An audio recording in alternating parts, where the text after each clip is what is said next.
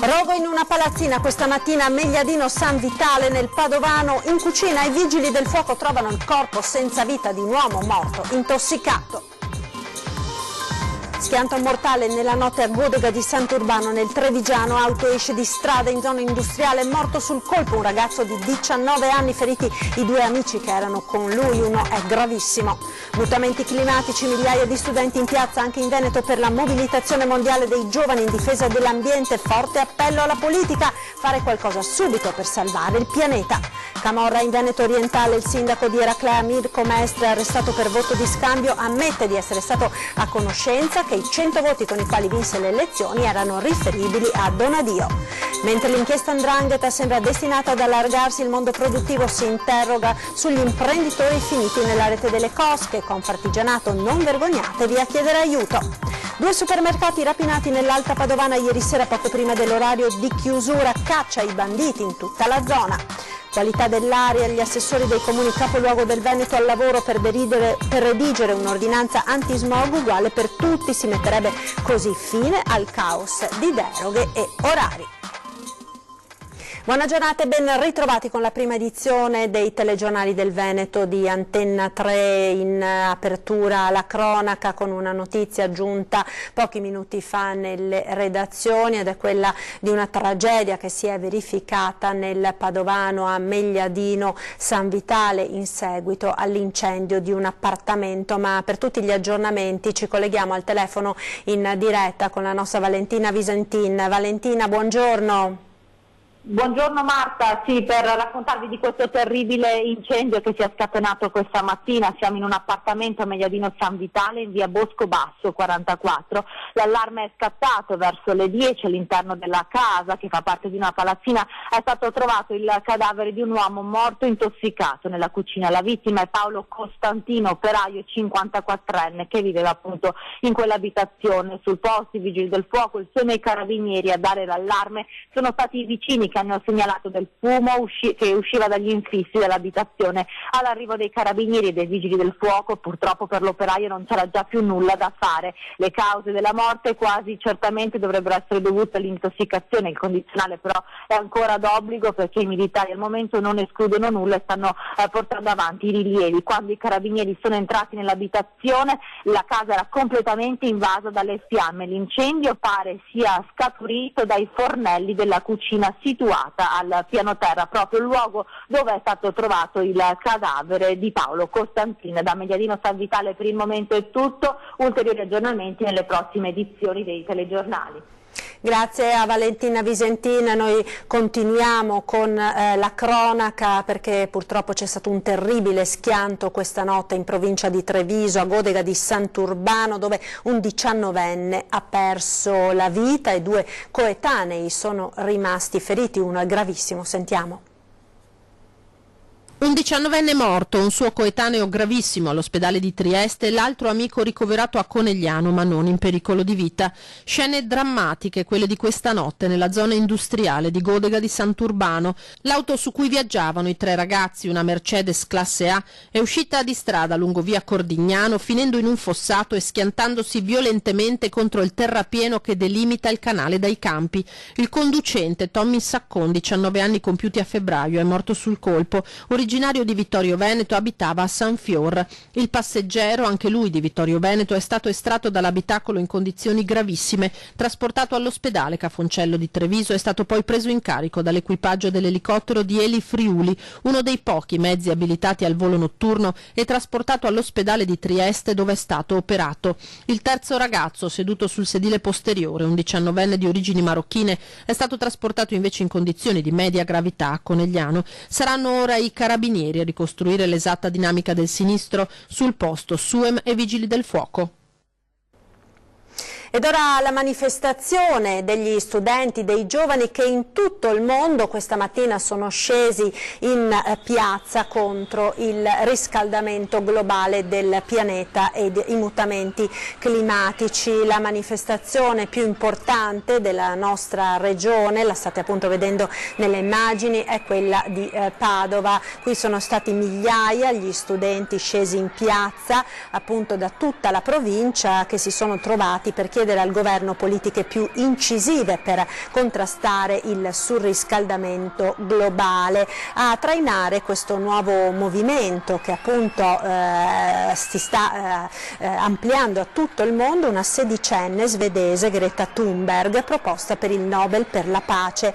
La manifestazione di Padova, partita dalla stazione, è arrivata in Prato della Valle, si è svolta pacificamente ed è stata appunto la più importante del Veneto. Ad un certo punto il lungo corteo ha invaso quasi tutto il centro della città, sfiorando il chilometro di lunghezza. E studenti in piazza anche a Treviso si sono dati appuntamento questa mattina davanti alla stazione ferroviaria. Sentiamo quindi com'è andata nel capoluogo della Marca. Ci aggiorna al telefono da Treviso Lucio Zanato. Buongiorno Lucio. Buongiorno da Treviso, vi parlo da piazzetta dei Battuti, dove si è da poco conclusa la manifestazione degli studenti e degli attivisti e dei volontari che sono scesi in piazza, come nel resto di tutta Italia e del Veneto, per il Global Strike for Future, ovvero lo sciopero globale contro i cambiamenti climatici. I giovani hanno chiesto un cambio di rotta su ambiente e sviluppo sostenibile e lo fanno sulla scia delle proteste pacifiche della sedicenne svedese Greta Thunberg, e solo in Italia sono stati già programmati oltre 200 eventi e tanti anche in Veneto, ad esempio a Venezia, dove ci sono stati proprio degli striscioni particolari che hanno decretato appunto il momento della manifestazione. Siamo ancora in tempo e il testo scritto sullo striscione appeso al Ponte degli Scalzi a Venezia nel corso della manifestazione. In città hanno finito di sfilare per la manifestazione più importante di tutto il Veneto, è la partita della stazione ferroviaria di Santa Lucia, che è sfilato per le cavi del centro storico. A Treviso alle 8 gli studenti sono dati appuntamento di fronte alla stazione e poi hanno percorso di fatto tutta la città fermandosi di volta in volta per delle riflessioni, una sorta di via crucis, per dire che questa terra è messa in croce dall'uomo e dai suoi cambiamenti climatici. 4.000 le persone, 4.000 le presenze per questa manifestazione, dove si sono caratterizzate non solo gli slogan e il momento festoso, ma anche la scelta completa di riferimenti a qualsiasi partito, quindi nessun tipo di bandiera, niente riferimenti politici, ma solo la voglia di sfilare insieme. Tra l'altro studenti, ma anche adulti, ma anche pensionati hanno voluto partecipare a modo loro a questo modo di dire a tutto il mondo che bisogna cambiare il pensiero sullo sfruttamento delle energie, ma soprattutto sull'utilizzo delle energie stesse. E per il momento da Treviso è tutto, restituisco la linea. Camorra in Veneto orientale, il sindaco di Eraclea, Mirko Mestre, arrestato per voto di scambio, ammette di essere stato a conoscenza che i 100 voti con i quali vinse le elezioni erano riferibili a Donadio, indicato come referente dei casalesi. Ci aggiorna al telefono da Eraclea Ilaria Marchiori. Buongiorno Ilaria. Buongiorno da Eraclea, continuano a emergere dettagli dopo l'arresto dell'ormai ex sindaco di Eraclea Mirko Mestre, che ha ammesso di essere stato informato che i 100 voti grazie a cui ha vinto le elezioni nel 2016 erano proprio quelli riconducibili a Luciano Donadio, il boss del clan dei Casalesi. Questa confessione è arrivata dopo che il sostituto procuratore terzo gli ha mostrato le dichiarazioni rilasciate in precedenza, che lo aveva aiutato nella campagna elettorale e che ora è finito sotto accusa insieme a lui. Emanuele Zamuner infatti ha ammesso a verbale di essersi materialmente occupato di raccogliere i voti messi a disposizione da Donadio, prima per se stesso, poi invece quando risultò che non si sarebbe candidato alle elezioni per l'amico Mestre. Ora la difesa dei due punterà sull'utilità che il politico deve promettere in cambio del voto, senza la quale non si configura alcun reato. I legali dei due indagati sostengono infatti che non vi è prova di alcuna promessa fatta al boss dei Casalesi prima delle elezioni, mentre il PM terzo ha ribattuto che ovviamente nel caso di voto di scambio non vi sono contratti scritti e che il successivo appoggio del Comune per l'impianto di biogas che interessava a Donadio costituisce l'utilità richiesta. Ricordiamo inoltre che mercoledì il Tribunale del Riesame, giorno in cui appunto è stato ascoltato proprio l'ex sindaco di Eraclea Mestre, ha rigettato i ricorsi che sono stati presentati sia da lui che da Zamuner. Da Eraclea è tutto, restituisco la linea allo studio. E mentre l'inchiesta sull''ndrangheta sembra destinata ad allargarsi, il mondo produttivo si interroga sugli imprenditori finiti nella rete delle cosche. La Confartigianato della marca trevigiana, non bisogna vergognarsi a chiedere aiuto, sentiamo.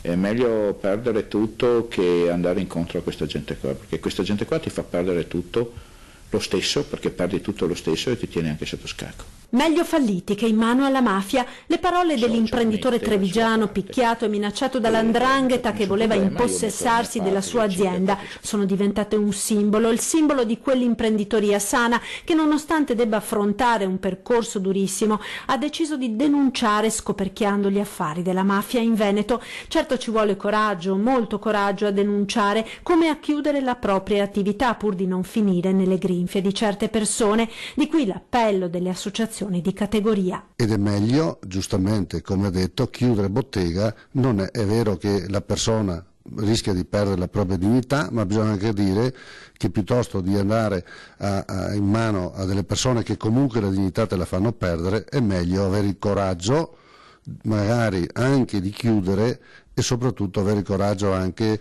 di chiedere. Soprattutto se ci si trova in difficoltà non bisogna vergognarsi a chiedere aiuto, anche se questo non è facile in un territorio come il Veneto, fatto di tanti piccoli imprenditori che nell'azienda investono tutta la propria vita. Non vergognatevi, adesso fortunatamente sta entrando anche in vigore la nuova legge sul fallimento che cerca anche di prevenire e di aiutare.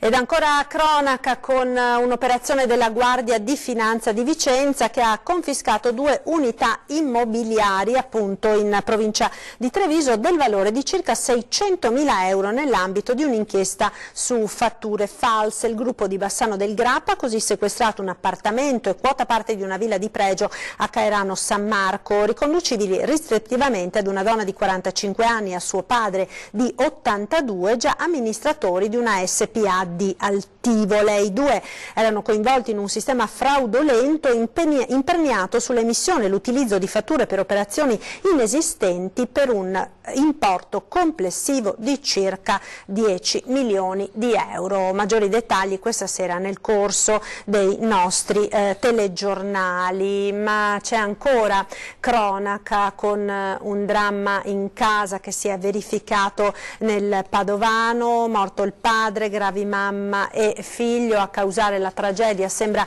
il monossido di carbonio, in quanto un nido di uccelli aveva ostruito la canna fumaria del camino. Sentiamo. Ormai sono pochi i dubbi. A causare la morte di Lauro Santato sarebbe stato il monossido di carbonio. Nell'abitazione di Piacenza d'Adige, dove si è consumato il dramma, sono stati trovati svenuti a terra anche la moglie e il figlio 22enne. I carabinieri stanno vagliando tutte le ipotesi, anche se i primi riscontri farebbero propendere per un'intossicazione. I soccorsi sono scattati all'ora di pranzo di giovedì 14 marzo, grazie alla segnalazione di alcuni parenti che non avevano notizie delle 3 persone. All'arrivo dei carabinieri è stata aperta la porta, scoprendo prima il corpo della donna riversa sul pavimento della cucina. Era in condizioni disperate, respirava a fatica. In una camera da letto invece giaceva il figlio 22enne, anche lui fortemente sofferente e svenuto, mentre nella camera matrimoniale si trovava Lauro Santato, 55 anni, già privo di vita.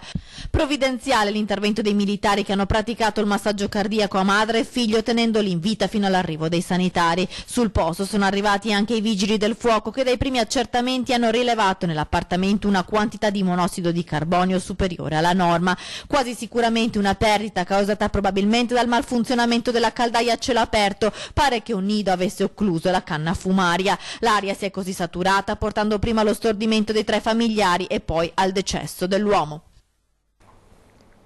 Ci sono dei riferimenti anche a personaggi veneti nelle armi che sono state sequestrate, al killer che in Nuova Zelanda ha provocato una strage con 49 morti, 48 feriti, attaccando una moschea in una cittadina. Sulle armi infatti che sono sequestrate dalla polizia, lo dice appunto l'ANSA, ora c'erano anche i nomi di Marcantonio Bragadin, Sebastiano Vener, Marcantonio Colonna e Carlo Martelli, parallelo tra quelli degli eroi delle guerre con i musulmani incisi sul caricatore del mitragliatore del killer, appunto un 28enne australiano che ha compiuto la strage oggi in Nuova Zelanda, è quanto appare nelle fotografie delle armi che appaiono sui media internazionali. Noi ora ci fermiamo per qualche istante di pubblicità, tra poco restate con noi.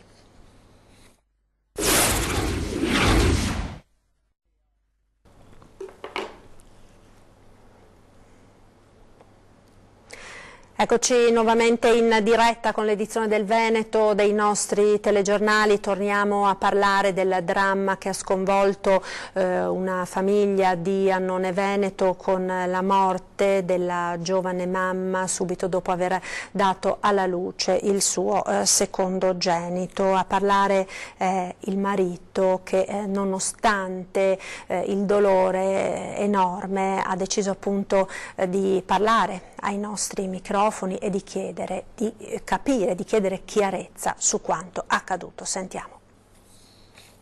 Il dolore è immenso.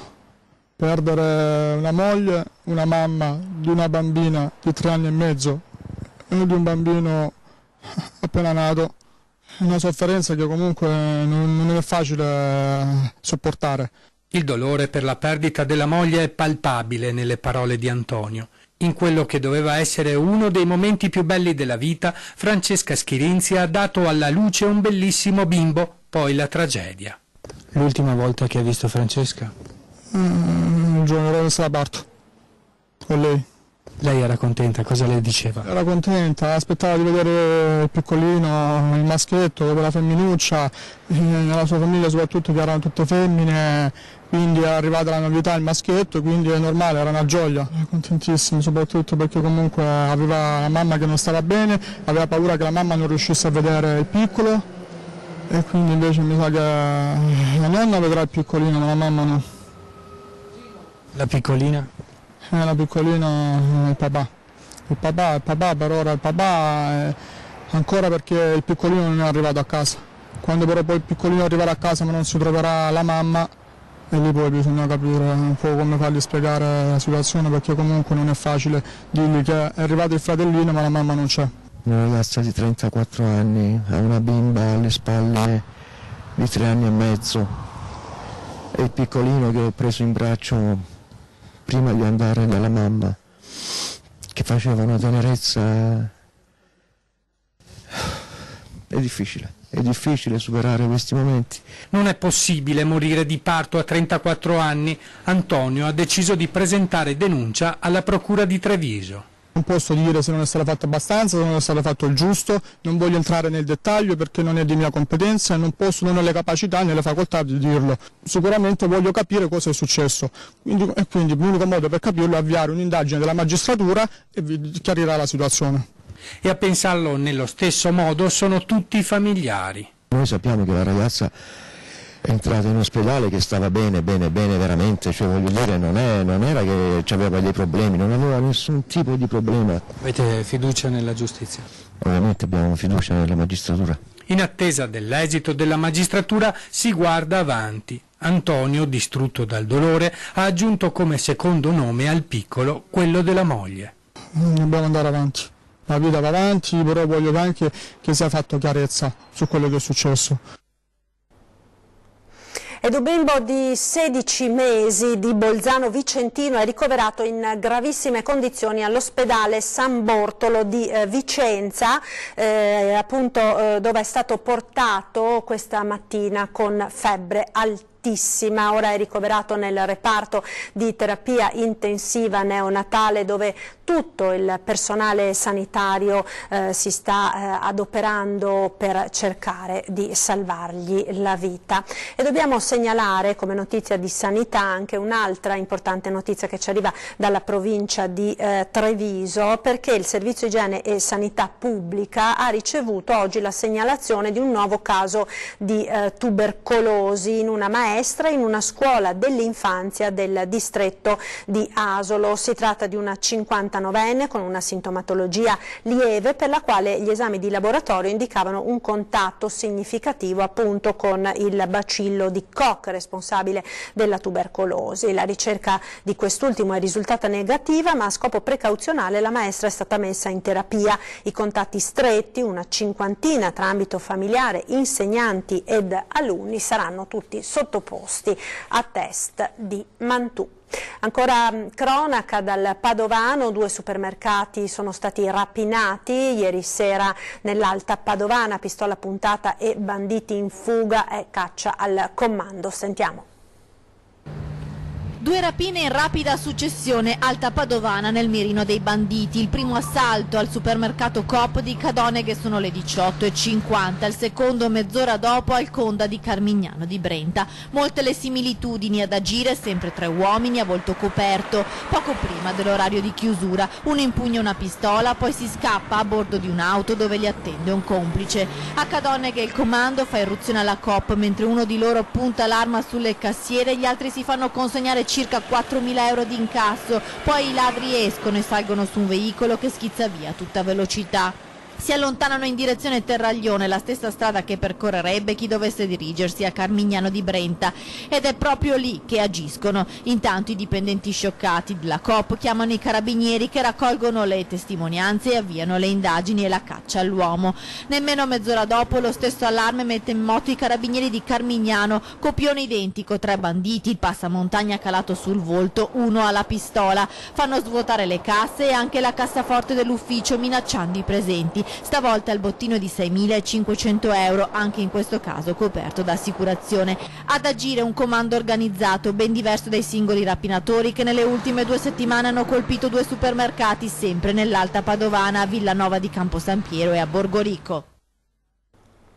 Qualità dell'aria in Veneto, gli assessori dei comuni capoluogo della nostra regione si sono trovati ieri a Treviso per redigere un'ordinanza antismog che sia uguale per tutti e che entri in vigore il prossimo autunno. Si metterebbe così fine al caos di deroghe ed orari che hanno caratterizzato quest'ultimo inverno. Non ha confini né comunali né politici e gode di pessima salute. È l'aria che respiriamo in Veneto e che è al centro di una serie di iniziative per cercare di migliorarne la qualità. Gli assessori all'ambiente dei comuni capoluogo del Veneto stanno lavorando per arrivare ad elaborare un protocollo aria che a partire dal prossimo autunno uniformi le ordinanze antismog su un territorio sempre più ampio. Ci troviamo appunto ad avere dei comuni limitrofi che adottano provvedimenti diversi, questo crea un grosso disagio ai cittadini che spostandosi da un comune all'altro ovviamente si trovano ad avere provvedimenti diversi e conseguentemente anche sanzioni diverse. La volontà di costruire assieme le misure per il prossimo anno in modo da dare uno strumento unico ai cittadini che si devono misurare poi con le limitazioni per poter avere un quadro chiaro su come fronteggiare il problema dell'inquinamento atmosferico. Un protocollo anti-smog che gli assessori stanno elaborando affinché dai comuni capoluogo possa estendersi ad un territorio sempre più vasto. Il fatto che non ci sia un confine sulle deroghe ma siano tutti uguali è chiaramente positivo, poi ancora di più se riusciamo a coinvolgere anche i comuni più piccoli per far sì che ci sia la massima uniformità, proprio perché effettivamente se sono tutti comuni abbiamo un risultato sicuramente migliore. Altro aspetto messo in cantiere nell'incontro di Treviso, quello di coinvolgere le attività commerciali nelle buone pratiche anti-smog. Troppo spesso d'inverno si vedono negozi con le porte aperte di riscaldamento in funzione al massimo, di qui la proposta di un concorso di idee per indicare i negozi virtuosi. Pensiamo di fare una specie di marchio di sostenibilità ambientale per coinvolgere gli esercizi commerciali per tenere le porte chiuse e quindi entrare su una speciale classifica di best practice di sostenibilità ambientale degli esercizi commerciali. Torniamo ora a parlare della raccolta fondi per il piccolo Joe per consentire a questo bimbo di essere operato negli Stati Uniti. Siamo arrivati a quota 230.000 euro. Sentiamo.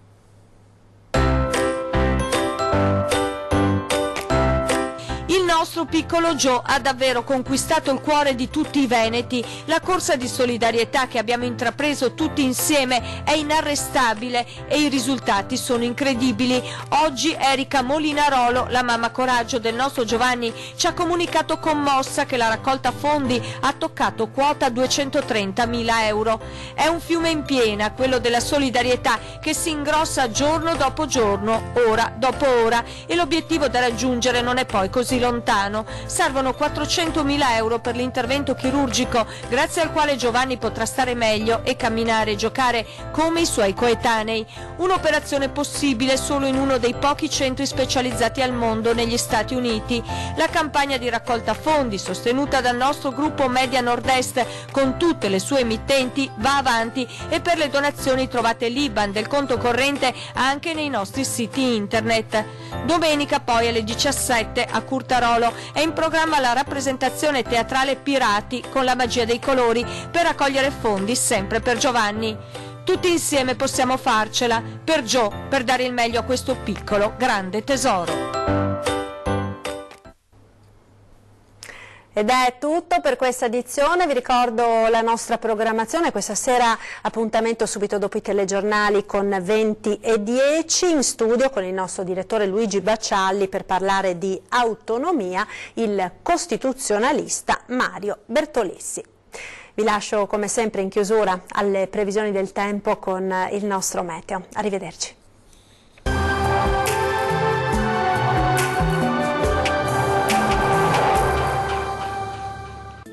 Ben ritrovati al meteo. L'alta pressione non molla la presa, il nord-est sarà ancora baciato dal sole nella giornata di venerdì 15 marzo, ma vediamo il dettaglio.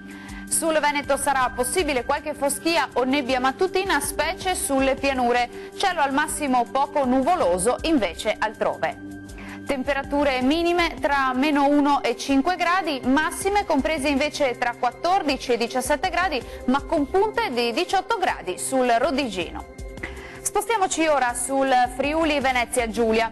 Sarà soleggiato anche sulla nostra regione, il cielo infatti si presenterà al massimo con presenza di poche nubi a carattere sparso. Temperature minime tra 2 e 8 gradi, massime comprese invece tra 13 e 16 gradi. Raggiungiamo infine il Trentino Alto Adige. Tanto sole ovunque, il cielo sarà poco o parzialmente nuvoloso, salvo per locali spruzzate di neve sui confini alpini, ma oltre i 1000 metri di quota. Temperature minime tra lo 0 e 1 grado, massime tra 13 e 14 gradi circa. Dal meteo di Antenna 3 per ora è tutto. Arrivederci al prossimo aggiornamento.